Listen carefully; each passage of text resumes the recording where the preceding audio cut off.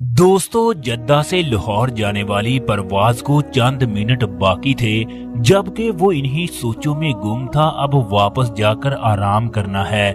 मेरे बेटे कमा कर लाएंगे जबकि मैं बैठ कर खाऊंगा। मेरी औलाद मेरा हर हुक्म मानेगी। मैंने सारी उम्र कमाया है, इसलिए मैं घर का सरबराह हूंगा। मैं अपनी बीवी से 25 साल दूर रहा, अब उसे मोहब्बत की बातें करूंगा। गम सुनाकर अपने दिल को हल्का करूंगा। मेरी औलाद बहुत ही नेक है। आज उसका सऊदी अरब में आखिरी दिन था। ये तमाम बातें उसके जहन में गर्दिश कर रही थी। इतने में फ्लाइट का टाइम हुआ। वो फ्लाइट में सवार हुआ जबकि फ्लाइट लाहौर की जानब परवाज करने लगी। वो 25 साल पहले एक मजदूर के वीजे पर सऊदी अरब आया। शुरू में उसे बेपनाह मुश्किलात का सामना करना पड़ा। फिर उसने कोशिश करके इलेक्ट्रीशियन की एक दुकान खोली। उसने सऊदी लोगों से अच्छे ताल्लुकात कायम किए। फिर उसने घरेलू ठेके लेना शुरू कर दिए। खुदा ने बरकत डाली, उसका कारोबार बढ़ता गया। उसने मजीद 4 लोगों को काम पर रख लिया। यूं वो महीने के 20,000 रियाल कमाने लगा। ये उसके लिए एक बहुत बड़ी रकम थी। अरशद जब भी महीने के लाखों रियाल घर भेजता तो घर वाले बहुत खुश होते। उसके बच्चे अच्छे स्कूलों में पढ़ने लगे। वो गांव से उठकर शहर आ गए। उसकी बीवी रंग बिरंगे और महंगे महंगे सूट पहनती और अरशद को ढेरों दुआएं देती।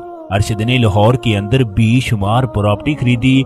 यूं अरशद भी अरबपति बन गया। परदेश में इंसान जितने भी पैसे कमा ले मगर उसे वो खुशी मैसर नहीं होती जो अपने मुल्क में होती है। एक दिन दुकान पर बैठे बैठे उसने फैसला किया, अब बेशुमार पैसा कमा लिया है। बच्चे भी आला यूनिवर्सिटियों में पढ़ गए हैं। बेशुमार प्रॉपर्टी भी खरीद ली, लिहाजा अब उसे वापसी की राह लेनी चाहिए। अरशद ने सऊदी अरब से जाते हुए अपनी दुकान को 50,000 रियाल में फरोख्त कर दिया। दुकान पर काम करने वालों को 5-5 हजार रियाल इजाफी दिए। इन लोगों ने मेरे साथ इतना वक्त गुजारा है। उसका कफील भी एक अच्छा इंसान था। उसने भी हर मामले में उसे सपोर्ट किया। जहाज लाहौर के एयरपोर्ट पर लैंड हुआ। घर में से कोई भी फर्द उसे लेने के लिए ना आया। वो एयरपोर्ट से बाहर निकला, उसने टैक्सी ली और घर में पहुंच गया। जब वो घर में पहुंचा तो उसकी बीवी ने पुरतपाक इस्तकबाल किया। जबकि बच्चों को कोई खास खुशी ना हुई। उसका बड़ा बेटा 28 साल का था जबकि छोटा बेटा 25 साल का है। ये उसकी कुल कायनात थी। उसने इन्हीं 3 अफराद के लिए सऊदी अरब में 25 साल गुजार दिए। वक्त गुजरता गया। 1 महीने के बाद घर के हालात यकसर बदल गए। उसके बच्चे उसकी हर बात पर गुस्सा करते। बीवी शौहर को समझाती कि बच्चों की जिंदगी में दखल ना दो। वो बीवी को कहता कि अगर बच्चे बुराई के रास्ते पर जा रहे हों तो क्या इन्हें नहीं समझाना चाहिए। घरेलू हालात खराब से खराब तर होते गए। फिर एक दिन ऐसा भी आया कि बच्चों ने कहा, आप अलहदा घर ले लो, यहाँ से चले जाओ, हमारी जिंदगी में दखल ना दो। अरशद के लिए ये बहुत बड़ी बात थी जो उसके बच्चों ने ऐसा बोला। अब अरशद घर में खामोश खामोश रहने लगा। एक दिन बीवी से झगड़ा हुआ तो बीवी ने भी खरी खरी सुना डाली। आपके आने से घर का सुकून तबाह हो गया। 50 साल का ये आदमी कई ख्वाब लेकर घर पहुंचा था। दोस्तों, मगर उसकी झोली खाली की खाली निकली। उसकी 25 साल की मेहनत जाया हो गई। उसे अपना ही घर बेगाना लगने लगा। वो दुखी कदमों से घर से निकला और वालदैन की कब्र पर जाकर रोने लगा। अपने वालदैन से माफिया मांगने लगा कि अगर मैंने आपकी बात मानी होती तो मुझे ये दिन ना देखने पड़ते। दरअसल आज से 30 साल पहले उसे एक लड़की से मोहब्बत हो गई जो इंतहाई हसीन थी। देखने वाले उसे देखते ही रह जाते। मगर उसकी वालदा का किरदार ठीक ना था। अरशद उससे शादी करना चाहता था मगर उसके वालिदैन ने समझाया कि सिर्फ ज़ाहिरी हुस्न को नहीं देखा जाता बल्कि शादी से पहले किसी भी लड़की का हसब नसब भी देखा जाता है। हसब नसब वो चीज है जो बच्चों में मुंतकिल होती है। पहलवान का बेटा पहलवान ना भी हो तो तब भी उसके बेटों में पहलवानों वाली बात जरूर होती है। सरदार का बेटा सरदार ना भी हो तो तब भी उसके बेटे के खून में सरदारी जरूर होती है। अरशद का वालिद कहने लगा, तुम्हें हमारी ये बात उस वक्त याद आएगी जब तुम्हारी औलाद जवान होगी, मगर उस वक्त मुमकिन है कि हम ना होंगे, फिर तुम्हें हमारी बातें याद आएंगी। मगर अफसोस उस वक्त टाइम गुजर चुका होगा।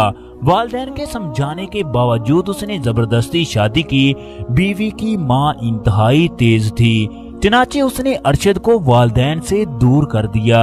शादी के बाद अरशद 5 साल पाकिस्तान में रहा, मगर वो ईद के दिन ही वालिदैन से मिलने के लिए जाता। उसके वालिद की उम्र 85 साल थी, जबकि वो जमीन पर फसल बोकर पानी लगाने के लिए जाता। मगर अरशद को अपने वालिदैन की कोई परवाह नहीं थी, वो अपनी बीवी की मोहब्बत में गुम रहता।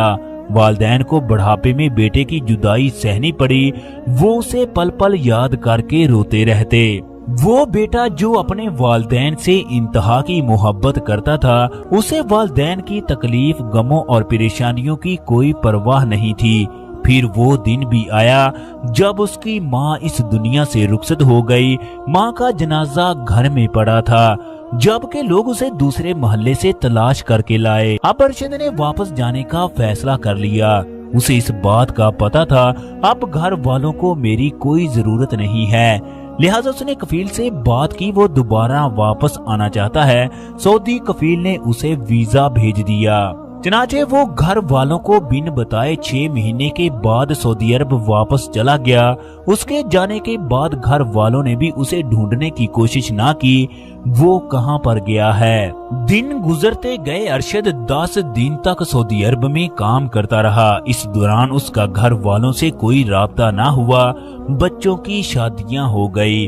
वो अपने आप को पैदाइशी अमीर समझने लगे। एक दिन अरशद के बड़े बेटे के नंबर पर एक शख्स ने कॉल करके बताया, आपके वालिद इस दुनिया में नहीं रहे। उनकी आखिरी ख्वाहिश थी कि उन्हें पाकिस्तान में वालिदैन की कब्र के साथ दफन किया जाए। अब आपका क्या कहना है? बेटे ने ये सुनकर फोन बंद कर दिया। उसने इस बात को भी जहन से निकाल दिया कि कोई उसे जानता भी था। अब वो आदमी अरशद की मैयत को लेकर उसके गांव में पहुंचा। उसका जनाजा पढ़ाया। उसने ऐलान करते हुए कहा, मेरे भाइयों, अरशद अपने गांव में एक मस्जिद बनवाना चाहता था। उसके लिए ये 1.5 लाख रियाल मेरे पास अमानत हैं। ये अमानत मैं आप लोगों को देता हूँ। इसके बाद उसने कहा कि अरशद सारी जिंदगी कमाता रहा, मगर उसे अपना घर नसीब ना हुआ।